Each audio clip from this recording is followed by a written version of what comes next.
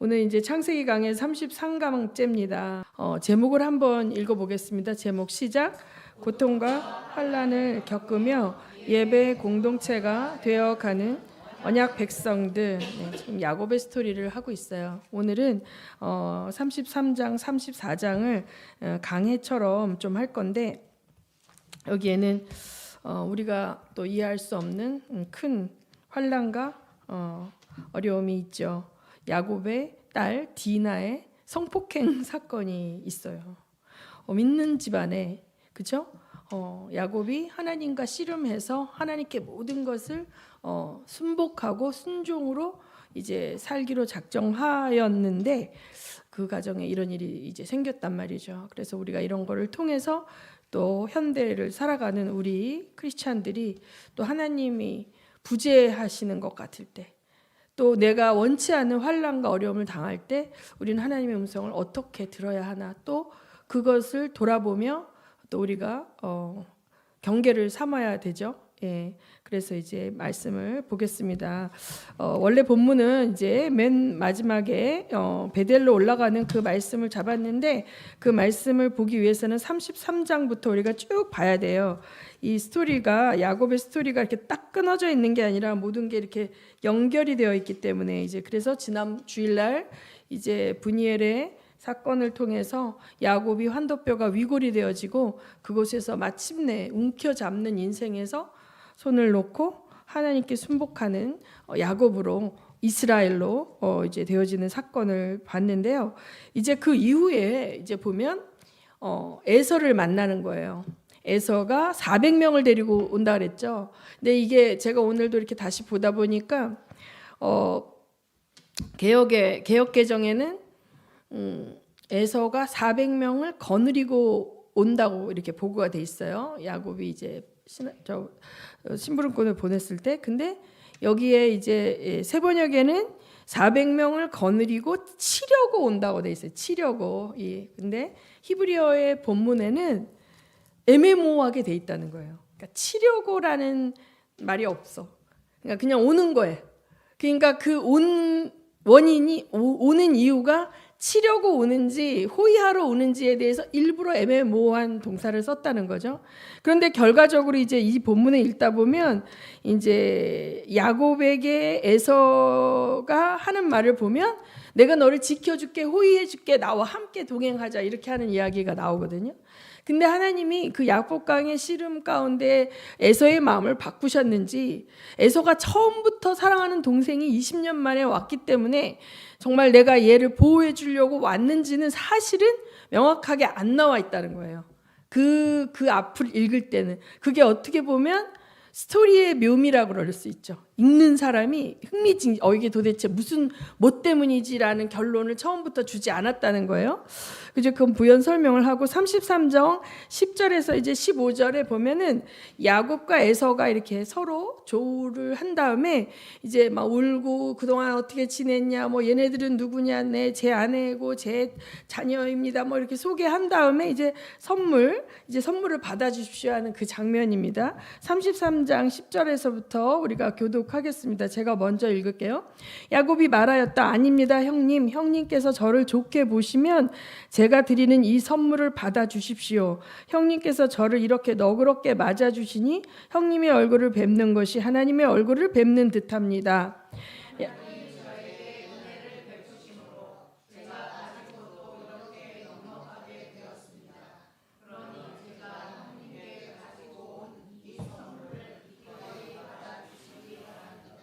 야곱이 간곡히 권함으로 에서는 그 선물을 받았다. 에서가 말하였다. 자, 이제 갈 길을 서두르자. 내가 앞장을 서마. 야곱이 그에게 말하였다. 형님께서도 아시다시피 아이들이 아직 어립니다. 또 저는 새끼 딸린 양떼와 소떼를 돌봐야 합니다. 하루만이라도 지나치게 몰고 가면 다 죽습니다.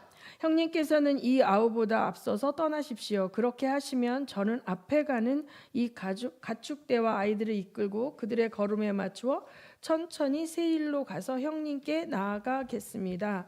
에서가 말하였다. 그렇다면 내가 나의 부하 며칠 너와 같이 하게 하겠다. 야곱이 말렸다. 그러실 것까지는 없습니다.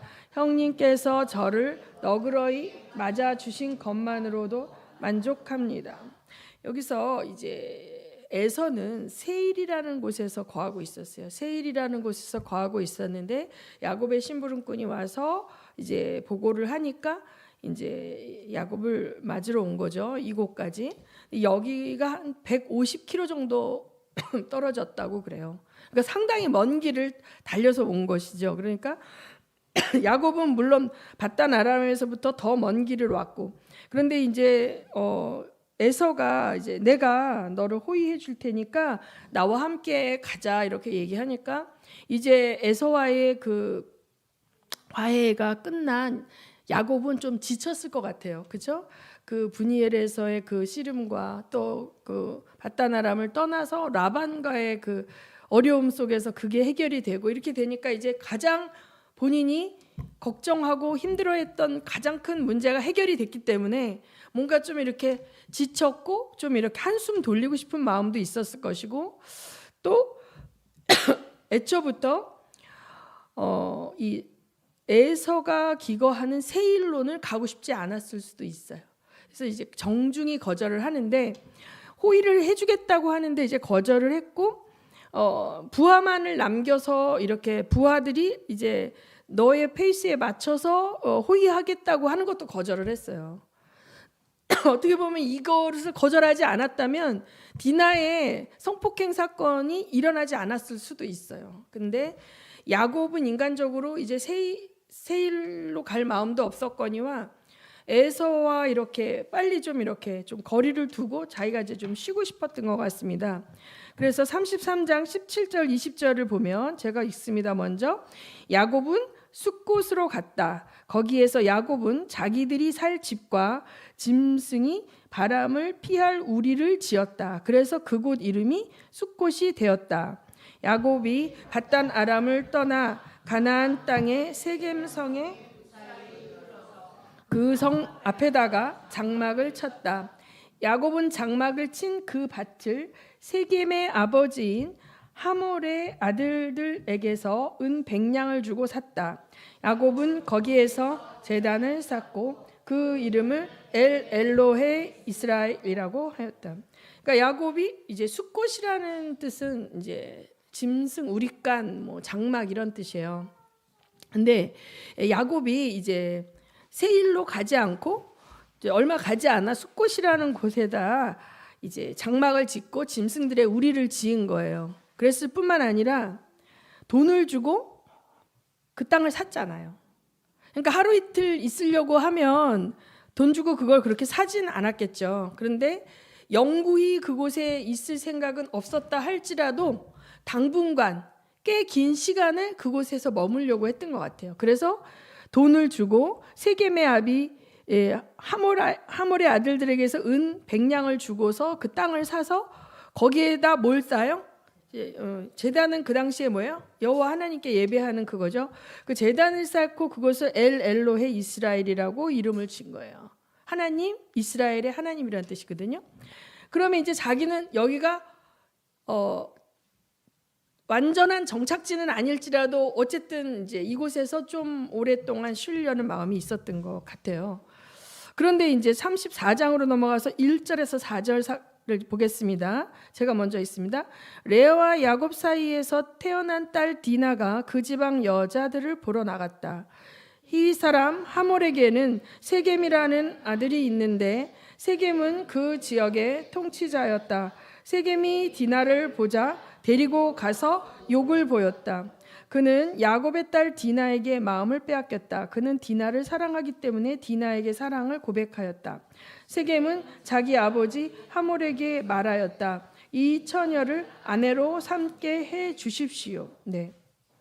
그 당시 이렇게 이 지역에 야곱은 이방인이죠. 그러니까 갑자기 나타난 한 무리의 이제 가족이지만 이방인이었는데 이 낯선 사람들이 나타난 거예요. 이 지역에. 그런데 그 야곱의 유일한 딸이었던 디나가 너무 호기심이 많았던지 너무 답답했던지 이제 자기가 그 지방 여자들하고 같이 어울리려고 나갔다가 그 하몰의 아들 세겜에게 어떻게 해요?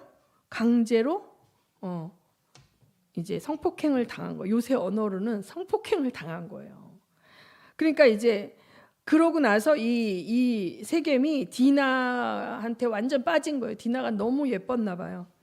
그래서 그 디나를 사랑하기 때문에 디나에게 사랑을 고백을 하였고 자기 아버지에게 이제 이 여자를 아내로 삼게 해달라고 이제 부탁을 해서 이 아버지 하몰이 이제 누구를 찾아가요? 야곱과 그 아들들을 찾아가는 거죠. 이것이 이제 제가 눈에는 눈, 이에는 이, 그러니까 사람이 당한 대로 갚아줄 수 있는 능력이 없다. 그거에 대해서 제가 한번 설교한 적이 있어요. 여러분 기억하실지 모르겠지만 엄청나게 잔인하게 복수를 하는, 그래서 우리 인간 안에 사실 정의라는 것을 우리는 실현할 힘이 없어요. 손 하나 부러뜨리면 손만 부러뜨리면 되는데 손 하나 부러진 사람은 그 사람은 뭐예요? 팔다리를 완전히 몽둥이로 부시는 게 우리의 정의예요. 그래서 받은 만큼만 줄 수 있는 게 아니라 언제나 과도하게 줌으로 가해자만 피해자, 자기들은 가해자도 피해자라고 생각하지만 사실은 우리는 다 가해자가 될 수밖에 없는 존재라는 것은 지난번에 제가 한번 설교를 했습니다. 그 포인트는 여러분이 기억이 안 나시면 한번 찾아서 다시 한번 들어보시면 좋겠고, 오늘은 이제 그것이 아니라 다른 것들을 좀 다루려고 합니다. 자, 그래서 8절에 보면 하몰이 그들에게 말하였다. 나의 아들 세겜이 대개 따님에게 반했습니다. 대개 따님과 나의 아들을 맺어주시기 바랍니다. 자, 9절. 우리 사이에 서로 통혼할 것을 제의합니다. 따님들을 우리 쪽으로 시집 보내어 주시고 우리의 딸들도 며느리로 데려가시기 바랍니다. 그리고 우리와 함께 섞여서 여기에서 같이 살기를 바랍니다. 땅이 여러분 앞에 있습니다. 이 땅에서 자리를 잡고 여기에서 장사도 하고 여기에서 재산을 늘리십시오. 세겜도 디나의 아버지와 오라버니들에게 간청하였다. 저를 너그러이 보아 주시기 바랍니다. 원하는 것은 무엇이든지 드리겠습니다. 신부를 데려오는데 치려야 할 값을 정해주시고 제가 가져와야 할 예물의 값도 정해주시기 바랍니다. 아무리 많이 요구하셔도 요구하시는 만큼 제가 치르겠습니다. 다만 제가 바라는 것은 디나를 저의 아내로 주시기를 바라는 것뿐입니다. 야곱의 아들들은 세겜이 그들의 누이 디나를 욕보였으므로 세겜과 그의 아버지 하몰에게 짐짓 속임수를 썼다. 그들은 세겜과 하몰에게 이렇게 말하였다. 우리는 그렇게 할 수 없습니다. 할례를 받지 않은 남자에게 우리의 누이를 줄 수 없습니다. 그렇게 하는 것은 우리에게 부끄러운 일입니다. 조건이 하나 있습니다. 당신들 쪽에서 남자들이 우리처럼 모두 할례를 받겠다고 하면 그 청혼을 받아들이겠습니다. 그렇게 하면 우리가 딸들을 당신들에게로 시집도 보내고 당신네 딸들을 우리가 며느리로 삼으며 당신들과 함께 여기에서 살고 더불어 한 결례가 되겠습니다. 그러나 당신들 쪽에서 할례 받기를 거절하면 우리는 우리의 누이를 데리고 여기에서 떠나겠습니다. 자, 이 장면을 보면 이제 세겜과 하몰이 와서 디나의 아버지와 오라버니에게 이제 정식으로 이제 청혼을 하는 거죠. 처음에 강제적으로 이 성폭행한 것은 엄청나게 무례한 짓이었지만 이 뒤에 이제 그러고 버릴 수도 있는데 정말 이 디나를 사랑하게 되었는지 이 신부를 데려오는 데 있어서 이제는 자기들의 관례대로 절차를 밟겠다는 것이죠. 그리고 그 신부의 그 지참금, 그러니까 이거 얼마든지 우리가 이제 감당할 테니까 아내로 달라 이렇게 얘기하는데 여기서 13절에 보면 누가 대답을 해요? 야곱이 대답을 합니까? 야곱의 아들들이 대답을 하는. 아들들이 대답을 해요. 여기서 보면 이제 제가 안 읽은 본문에 보면 이 디나의 성폭행 사건을 듣고도 야곱은 자기 아들들이 양치러 들에 갔기 때문에 아무런 조치를 취하지 않고 아들들이 돌아올 때까지 이제 기다리고 있거든요. 그다음에 이제 아들들이 돌아오고 난 이후에 하몰이 왔습니다. 근데 여기서 보면은 침묵하고 있어요. 계속 야곱은 아무런 말도 하지 않고 있어요. 제 생각에는 이제 야곱이 굉장히 어떻게 보면 악착같고 의지가 강하고 그런 사람이었죠. 근데 분이엘 사건 이후로 자기의 육체가 아주 치명적인 타격을 입고 장애인이 되고 난 다음에 어떤 자기 힘에 대한 확신과 자신감을 잃은 것 같아요. 그렇기 때문에 자기의 육체의 상태가 이제 어떻게 보면 전쟁을 할 수 있거나 뭐 이런 물리적 충돌을 감당할 수 있는 상태가 아니기 때문에 이제 아들이 올 때까지 기다렸는데, 여기서 이들이 제안하는 것은 통혼하자는 거죠. 통혼을 하고 함께 이제 섞여서 살자는 거예요. 야곱은 그걸 알고 있죠. 자기 집안에서 결혼이라는 것이 얼마나 중요한지. 자기 아브라함과 이삭이 결혼을 할 때 아무하고 결혼하지 않고 그 가나안 땅의 여자들하고 결혼하지 않기 위해서 밧단 아람이라는 자기 외가까지 가서 어머니와 할머니가 온 거였잖아요. 그런 상황인데 지금 여기서 자기는 이 가나안 땅의 남자 부족에게 자기 딸이 이렇게 성폭행을 당해서 어쩔 수 없이 통혼을 해야 되는 그 고대 근동의 풍습 속에서 막 이제 어떻게 해야 될지 아마 좀 혼란스러웠을 것 같아요. 이 아내, 이 딸만 이들에게 주어야 되는지, 이걸 통해서 혼인 정책처럼 혼인 통혼의 것이 되지 않으면 이들에게 공격을 받을 수 있을지도 모른다는 이런 두려움도 있었을 것 같고, 그런데 이제 그 아들들이 얘기할 때 이제 통혼하는 거 오케이, 그런데 우리의 조건은 뭐다? 할례를 너희가 받는 것이다 라고 얘기를 제시하는데, 자, 할례를 통해서 그러면 우리가 한 결애가 되자 이렇게 얘기를 해요. 근데 여기서 뭐냐면 야곱이나 야곱의 아들들이나 누구도 이 사건에 대해서 하나님의 뜻이 무엇인지에 대해서 전혀 생각하지 않고 있어요. 그 사건을 처리하는 부분만에 몰두하고 있는 거예요. 이걸 볼 때 또 막 밀당을 하죠. 할례 받기 거절하면 그러면 우리는 우리 누이 주십시오, 그냥 데리고 가겠습니다, 이렇게 막 밀당을 하면서 거래를 이제 하듯이 이렇게 하는데, 자, 여기서 이 두 사람들이 이제 하몰의 족속과 야곱의 가족의 속에 뭐예요? 서로 숨기고 있는 게 있는 거예요. 자, 보면 이 하몰의 족속은 이제 하몰이 가서 자기들 이제 족속에게 얘기하면은 뭐라고 얘기하냐면은 우리가 그들과 통혼하게 되면 그들의 재산이 다 우리께 된다. 야곱이 갖고 있는 엄청난 짐승의 떼를 보면서 야곱이 부자인 거는 그들이 봐도 알았다는 거죠. 그렇게 되면 저들은 소수이고 우리는 다수이니까 일단 통혼해서 우리 안에 들어오면 저들의 재산이 다 우리께 된다 해서 흡수시키겠다는 거예요.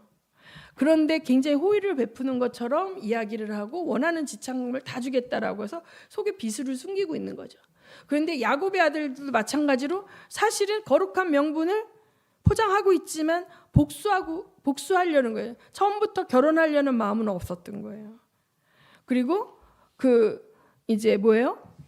그들이 모두 할례를 받고 난 다음에 어떻게 해요? 가서 그들을 다 죽인단 말이에요. 자, 그래서 34장 25절에서 29절을 보면, 자, 읽습니다. 제가 먼저 읽을게요. 사흘 뒤에 장정 모두가 아직 상처가 아물지 않아서 아파하고 있을 때에 야곱의 아들들 곧 디나의 친오라버니들인 시므온과 레위가 칼을 들고 성읍으로 쳐들어가서 순식간에 남자들을 모조리 죽였다. 26절, 그들은 하몰과 그의 아들 세겜도 칼로 쳐서 죽이고 세겜의 집에 있는 디나를 데려왔다. 야곱의 다른 아들들은 죽은 시체에 달려들어서 털고 그들의 누이가 욕을 본 그 성읍을 약탈하였다. 그들은 양과 소와 나귀와 성 안에 있는 것과 성 바깥 들에 있는 것과 모든 재산을 빼앗고 어린 것들과 아낙네들을 사로잡고 집 안에 있는 물건을 다 약탈하였다. 너무 끔찍한 일이에요, 그렇죠? 자, 여기서 디나의 친오라버니들인 시므온과 레위, 그러면 이제 디나는 누구의 소생이냐면 레아와 라헬 중에 레아의 소생이란 말이에요. 그러니까 레아의 친오라버니들은 엄마가 같은 오빠들인 거예요. 근데 여기서 이제 누구가 빠져 있어요? 장남인 루벤이 빠져 있죠. 근데 루벤은 또 다음 장에서 사고를 칩니다. 그 야곱의 아들들이 사고를 치는데 아빠의 첫 비라를 통과합니다. 근데 여기서 큰오빠는 빠졌다 치는데 그 둘째, 셋째 시므온과 레위가 칼을 들고 성읍으로 쳐들어와서 남자들 다 죽인 거예요. 아마 유다는 아직 나이가 안 됐을 수도 있고 유다는 빠졌습니다. 근데 자, 그래서 이들이 전부 성읍으로 들어가서 순식간에 이제 남자들을 모조리 죽여버렸고, 나머지 아들들은 누굽니까? 그러니까 라헬의 소생은 요셉이 어렸을 것이고 아마 실바와 비라의 자녀들이겠죠. 그러니까 그 종들이 난 아들들이 가서 어떻게 해요? 약탈한 거예요. 강도 때처럼. 그 다음에 뭐예요? 어린애와 나그네를 사로잡고 집안에 있는 물건 다 약탈했다는 거잖아요. 자, 디나가 성폭행을 당한 건 한 여성으로서 저 엄청난 사건이고 너무 불행이지만 이 복수의 정도가 어떻게 합니까? 너무 잔인하고 한 종족을, 그 죄를 지은 세겜만 죽인 게 아니라 세겜의 아버지와 세겜 가문만 멸한 게 아니라 그 성읍 전체를 약탈을 하고 잔인하게 이제 살육을 한 이런 강도대로 변해버린 야곱의 족속의 모습이 나오고, 악을 악으로 갚으며 혼란에 빠진 이 언약 백성들이에요. 그럴 때 이 야곱은 너무 무력하게 아무것도 할 수가 없고 너무너무 이제 사실 기가 막힌 거죠. 자기는 무력감에 빠져 있고 자식들을 말리지도 못하는 가운데 대형 사고가 터진 거예요. 대형 사고가 터진 거예요. 그러면서 야곱이 울고불고 난리가 나는 거예요. 너희가 이런 짓을 행했기 때문에 이제 우린 다 몰살당한다. 주변에 살던 다른 족속들이 이 소식을 들으면 전부 몰려와서 우리를 쳐 죽일 것이다 라고 하면서 막 패닉에 빠져서 울고불고 하고 있을 때에 이제 오늘의 본문 말씀을 주님이 주셨습니다. 35장 1절에서 7절을 봅니다. 35장 1절에서 7절 제가 먼저 읽습니다. 하나님이 야곱에게 말씀하셨다. 어서 베델로 올라가 거기에서 살아라. 내가 너의 형 에서 앞을 피해 도망칠 때에 너에게 나타난 그 하나님께 제단을 쌓아서 바쳐라. 야곱은 자기의 가족과 자기가 거느리고 있는 모든 사람에게 명령하였다. 너희가 가지고 있는 이방 신상들을 다 버려라. 몸을 깨끗이 씻고 옷을 갈아입어라. 이제 우리는 이곳을 떠나서 베델로 올라간다. 거기에다 나는 내가 고생할 때에 나의 간구를 들어주시고 내가 가는 길 어디에서나 나와 함께 다니면서 보살펴 주신 그 하나님께 제단을 쌓아서 바치고자 한다. 그들은 자기들이 가지고 있는 모든 이방 신상과 귀에 걸고 있는 귀걸이를 야곱에게 가져왔다. 야곱은 그것들을 세겜 근처 상수리 나무 밑에 묻었다. 그런 다음에 그들은 길을 떠났다. 하나님이 사방에 있는 모든 성읍 사람을 두려워 떨게 하셨으므로 아무도 야곱의 아들들을 추격하지 못하였다. 야곱과 그가 거느린 모든 사람이 가나안 땅 루스 곧 베델에 이르렀다. 다시 다 같이. 야곱이 거기에서 제단을 쌓은 뒤에 그가 형을 피해서 떠날 때에 베델에서 하나님이 나타나신 것을 생각하고 그 곳 이름을 엘 베델이라고 하였다. 네, 이 말씀을 통해서 이렇게 황망한 가운데 어찌할 바를 모르고 있는 야곱에게 하나님이 나타나셔서 베델로 올라가서 예배를 드리라고 명령하시는 계시가 나오는 것을 보죠. 그런데 여기서 보면 이 베델, 그러니까 원래 하나님은 베델에서 야곱을 기다리고 계셨을 것 같아요. 왜냐? 이제 창세기 28장에 보면 제가 그 야곱이 기도하던 장면을 여러분에게 말씀드릴게요. 자, 하나님이 이제 사닥다리 층계가 있고 그 꼭대기가 하늘에 닿아 있고 천사들이 오르락거리는 것을 보고 주님께서 그 층계에 서서 말씀하시기를 나는 주 너의 할아버지 아브라함을 보살펴준 하나님이요 너의 아버지 이삭을 보살펴준 하나님이다. 내가 지금 누워있는 이 땅을 내가 너와 너의 자손에게 주겠다.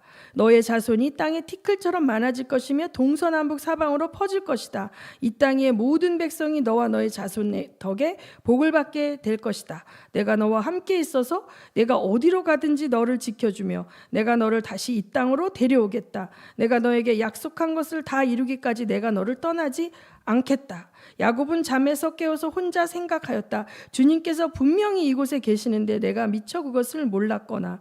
그는 두려워하면서 중얼거렸다. 이 얼마나 두려운 곳인가? 이곳은 다름 아닌 하나님의 집이다. 여기가 바로 하늘로 들어가는 문이다. 야곱은 다음 날 아침 일찍이 일어나서 베개에 삼아벤 그 돌을 가져다가 기둥으로 세우고 그 위에 기름을 붓고 그곳 이름을 베델이라고 하였다. 그 성의 본래 이름은 루스였다. 야곱은 이렇게 서원하였다. 하나님께서 저와 함께 계시고 제가 가는 이 길에서 저를 지켜주시고 먹을 것과 입을 것을 주시고 제가 안전하게 저희 아버지 집으로 돌아가게 해주시면 주님이 저의 하나님이 되실 것이며 제가 기둥으로 세운 이 돌이 하나님의 집이 될 것이며 하나님께서 저에게 주신 모든 것에서 열의 하나를 하나님께 드리겠습니다. 자, 여기 베델에서 야곱이 서원을 했죠.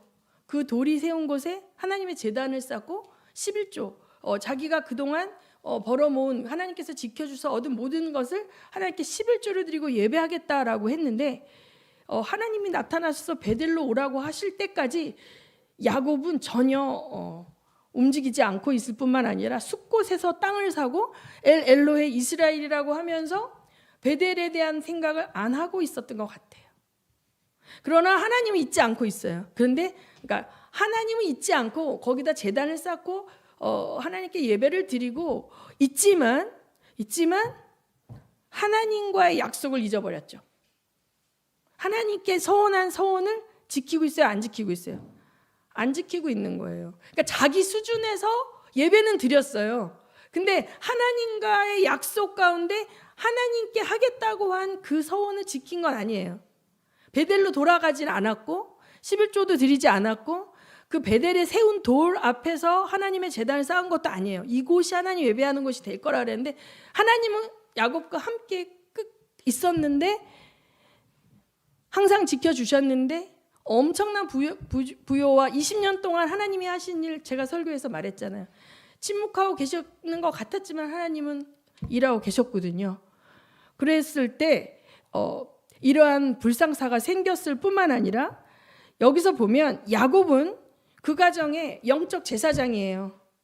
그런데 자기 아내 라헬이 드라빔을 훔쳤고 지금 여기에서 예배를 드리기 위해서 돌아보니 가족 가운데 이방 신상들을 다 가지고 있는 걸 버리라고 얘기하는 걸 볼 때 알고 있다 모르고 있다? 알고 있다라는 거예요. 자기가 거느리고 있는 부하나 또 뭐 첩의 자식들이나 뭐 그들이 가운데 하나님과 더불어 세상 신을 섬기는 거를 용인하고 있는 거예요. 다다익선이라고 생각했을지도 몰라요. 유일신 하나님의 그게 아니라 그게 희석이 되어져서 라반의 가치관과 그 이방 땅의 가치관대로 뭐 그냥 나는 하나님을 믿고 얘네들은 얘네들대로 그냥 지네 믿고 싶은 거 믿어도 뭐 무슨 상관이겠느냐라는 생각을 갖고 있었을 수 있다 이거예요. 이 본문의 정보에 의하면. 그런데 무슨 일이 생겼어요? 디나가 전혀 보호를 받지 못하고 완전히 인생이 처참하게 망가지는 사건이 나타나고 나서야 이제 이것이 이제 정화 작업을 하고 있는 거예요. 정화 작업을 하고 있는 거예요. 신상들을 다 버리고 몸을 깨끗이 씻고 옷을 갈아입어라. 이제 베델로 가겠다. 그리고 거기서 나는 나의 하나님 여호와께 그 제단을 쌓고 바치려고 한다. 그래서 이제 거기에다 나는 내가 고생할 때에 나의 간구를 들어주시고 내가 가는 길 어디에서나 나와 함께 다니면서 보살펴 주신 그 하나님. 뭐예요? 간증이 있는 거예요. 하나님과 자기의 인생 가운데 하나님이 나에게 베푸신 그것에 대한 간증을 담대하게 하고 있는 거예요. 가족들 앞에서, 일가 앞에, 자기 식솔들 앞에서 진작 했어야 되는데 진작 못했어요. 그렇죠? 못했어요. 근데 여기서 이제 하나님의 음성이 들었고 하나님의 계시가 내려오니까 야곱이 회복됐어. 살아났어. 담대해졌어. 그래서 그 하나님에 대해서 간증을 하고 영적 리더십이 살아나서 이 다 버려라. 그러니까 그들이 어떻게 합니까?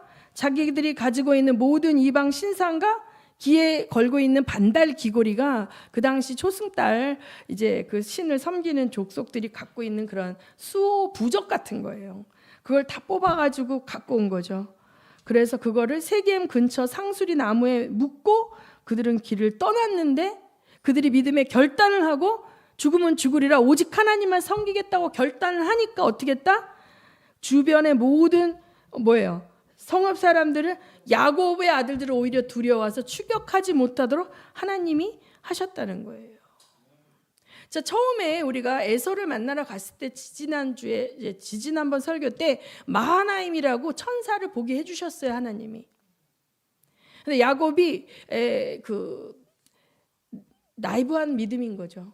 우리도 어떻게 보면 이제 가장 내가 노심초사하던 문제가 해결하게 되면 이제 지치니까 그 다음엔 에라 모르겠다 이렇게 되는 건데 여기서 이제 처절한 거예요. 이 야곱의 그동안 인간적으로 치우쳤던 것, 이 가정의 불행에 문이 열려 있었던 것이 무엇인가를 보면서 우리는 이런 본문을 보고 내가 그러지 않도록 해야 되는 거예요. 그렇죠? 그 야곱의 가장 큰 실수는 뭐예요? 편애를 한 거죠. 요셉을 편애를 했기 때문에 요셉의 얼굴을 평생 보지 못하고 살아야 되는 것이고 그 다음에 그 이방 신들을 섬기는 그 가족들에 대해서 영적 리더십을 발휘하지 못했던 거죠. 그냥 묵인하고 있었던 거예요. 그래서 이게 우리가 본문을 볼 때 이게 잘못된 영웅적 관점이라고 이제 그렇게 얘기를 하는데 이 성경에 나오는 모든 주인공들은 선해야만 해. 그래서 이런 불행한 스토리도 막 억지로 영해를 하면서 선으로 막 이렇게 해석하면 안 돼요. 그냥 성경은 굉장히 담백하고 정직한 거예요. 그러니까 여기에서 이 허물과 연약함을 그대로 노출시켜 주는 이유는 우리 때문이에요. 이 족장들도 이렇게 연약하고 허물이 많았다. 그러나 하나님은 그가 하나님 앞에 언약한 그 백성이고 하나님을 잊지 않고 있으면 그가 기다리고 인내하시지만 그의 믿음이 그게 안 될 때는 개입하셔서 하나님께로 끌고 가시는 분이신데 그러나 개입하기 전에 믿음으로 행한다면 불행을 피할 수 있다. 그런데 세상과 하나님을 겸하여 섬기고 영적 리더십을 발휘하지 않으면 그 자식들이 그 세상 문화를 따라서 우상과 하나님을 겸하여 섬기고 그 디나라는 애도 그 혼자서 그 호기심에 그 이방 아마 무슨 축제나 뭐 잔치 같은 게 벌어졌을 것 같아요. 막 뻑적지글 하고 막 이렇게 고대 사회에서는 그런 잔치 때 여자들이 이제 가서 흥겹게 놀 수 있는 판이 벌어져요. 나중에 사사기에 보면 보쌈에서 데려오는 것도 보고 그러면 뭐 예를 들어서 양털을 깎는다든지 포도를 수확한다든지 그럴 때 뭔가 대대 축제가 벌어질 때 그 혼자 몸으로 몰래 빠져나가서 그렇게 하다가 이제 그런 일을 당하는 거예요. 저는 불행을 당한 사람들을 폄하할 마음은 없습니다. 그런데 우리 몇 년 전에 이태원에서 불미스러운 사고가 일어났잖아요. 그랬을 때 사실은 1차적으로는 그 이제 이태원이라는 곳에서 이제 행해지는 어떤 많은 일들을 부모들은 잘 모르잖아요. 거기에서 뭐 사실 마약도 또 음란에 막 방탕한 이런 클럽들도 많고 막 이렇게 하니까 호기심에 갈 수 있지만 우리가 자녀들을 어떻게 해요? 믿음으로 잘 양육해서 감당할 수 없는 그런 세상의 영과 악과 그런 것이 횡행하는 곳에 거룩한 백성의 자녀는 사실 가면 공격을 받습니다. 어택을 받아요. 그래서 요즘은 세상이 너무 험악해져서 제가 얼마 전에도 얘기했지만 앱을 통해서 남자친구를 사귈 수가 있고 뭐 서울 사는 애가 평택까지 도망가고 어디로 가고 전번에 말씀드렸던 그 친구 아버지가 지난주에 이제 데리고 산에 올라와서 우리가 다 같이 기도를 해줬는데 보기에는 맑고 예쁘고 귀여운 청소년이에요. 근데 헷가닥하고 막 카톡이 오면 얘가 막 평택으로 가겠다느니 어디로 가겠다니 친구들이 부른다고 이제 마치 가서 막 나가려고 그러는 거예요. 그 아버지는 이제 뒤늦게 자기가 썬데이 크리스찬이었고 그 아이의 그런 사건이 없었다면 자기가 이 산에 올 이유가 없다는 거예요. 근데 자기가 그냥 자기의 신앙만 가지고는 기도도 할 수 없고 탄식만 하고, 여기 야곱이 어떻게 했습니까? 그냥 탄식만 하고 앉아 있잖아요. 아들들이 돌아올 때까지. 그러니까 아들들이 돌아와서 했던 해결책은 뭐예요? 하나님 기뻐하시는 해결책입니까? 아니죠. 세상 사람들이 하는 해결책이에요. 아주 잔인한 복수의 방법이에요. 그리고 영적인 하나님의 언약의 가정이 이렇게 망가지는 거예요. 아버지가 정신 못 차리고 자녀들을 영적으로 믿음의 자녀로, 예배의 자녀로 이끌지 못할 때 그 가정의 문화는 완전히 세상 것에 장악이 되어지고 악한 원수의 포로가 되는 거죠. 그러니까 여러분 정말 어린 나이부터 아이들을 예배 가운데 이렇게 오는 거, 정말 교회에서 뛰어놀고 자라는 게 얼마나 귀한 건지 몰라요. 너무 귀합니다. 이제 그래서 이 야곱이 이제 제단을 쌓은 다음에 하나님께 예배하고 그곳에서 베델이라는 곳. 그래서 이 장소가 이스라엘 대대로 후손 가운데도 계속 뭐예요? 어떤 장소가 됩니까? 하나님을 예배하는 장소가 되는 것이죠. 그래서 이 시간에 이제 우리가 정말 하나님이 우리에게 때로는 징계의 채찍을 주신단 말이에요. 주일날도 얘기했지만 징계의 채찍을 주시는 거, 징계가 없으면 사생자예요.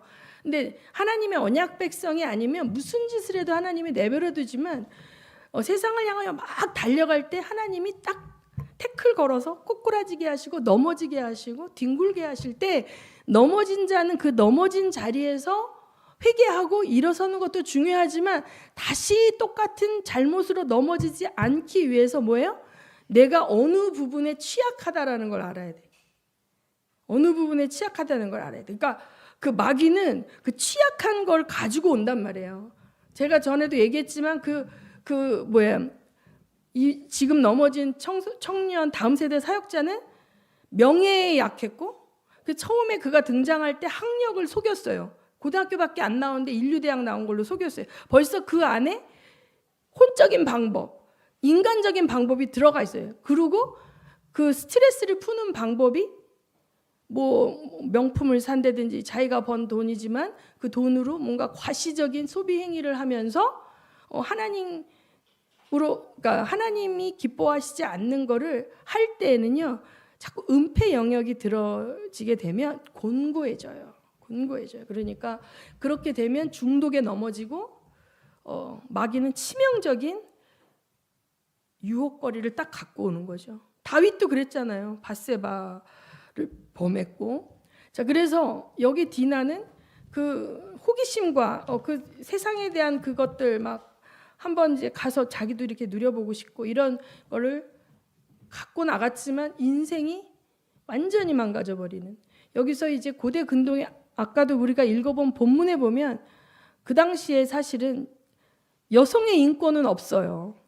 디나에게 너 이 사람하고 살래 안 살래 물어보지 않잖아요. 가문의 명예가 더 중요해. 지금도 이슬람 국가에선 더 그런 거예요. 그래서 이 디나에 대한 사랑도 있지만 자기들 가문이 무시당하고 모욕당했다는 그 명예를 지키기 위해서 그렇게 잔인하게 복수를 했는데 이 여자는 평생 다른 데 결혼을 못하는 거죠. 이 디나라는. 그러니까 여러 가지가 지금 막 겹쳐서 야곱의 가문을 덮치고 있는데, 그러나 하나님께서는 이들을 예배자로 부르시고 그 예배를 받으시면서 정결케 하시고 보호해 가시는 줄 믿으시기 바랍니다. 하나님은 우리의 자유의지를 통해서 하나님께 자발적으로 나오고 자발적으로 예배하기를 원하셔요. 그러니까 여러분 제가 오늘 아까 읽던 책 중에 그 유진 피터슨 책인데 그 제비 같은 경우는 너무 기특하죠. 이제 먼 거리를 이제 철을 따라 이동하고 그렇게 힘들 텐데도 가고 막 이러잖아요. 근데 그들은 그게 자기 자유의지를 선택해서 하는 게 아니란 말이에요. 하나님이 그를 창조하실 때 본능 가운데 그렇게 만들어 놓으셔서 그들을 살리기 위해서, 그들이 추운데 여기 있으면 안 되고 이제 겨울이 되면 동남아로 가야 되면 이제 그렇게 살리기 위한 사랑 가운데 그들 안에 그렇게 세팅해 놨어요. 본능 가운데. 근데 우리는 하나님이 더 고등한 하나님의 형상을 닮은 창조주 하나님의 그 피조물이기 때문에 우리 안에 자유의지를 주셨잖아요. 그때 우리가 선택할 수 있는 거예요. 그러니까 하나님은 우리에게 선택을 통해서 경배받으시기를 원하지, 어떻게 보면 억지로 경배하게 우리의 본능 가운데 세팅해 놓으시지 않았단 말이죠. 그리고 우리 안에 하나님을 사랑을 받고 사랑을 주는 그러한 인격적인 존재를 만드셨기 때문에, 그래서 이것이 율법이 아닙니다. 관계입니다. 율법이 아니라 관계예요. 그래서 이 사랑의 관계 가운데 하나님의 회초리도 사랑인 걸 볼 수 있을 때, 여러분이 종교적 관점에서, 기복적 신앙에서 생사화복을 주관하시는 그 하나님을 신뢰 가운데 따라가지, 그렇지 않으면 이 기복적 관점에 묶여서 내가 원하는 복만을 구하는 수준에서 내 인생에 닥치는 어려움이 있을 때마다 하나님 나 사랑하시는 거 맞아? 막 이러면서 항상 모든 어려움이 왔을 때 어디서 이러한 것을 허용되었나를 찾아서 정답을 찾으시면 그 다음번에는 그러한 공격 앞에 여러분이 승리하실 줄 믿습니다. 아멘. 이 시간에 우리 기도하겠습니다.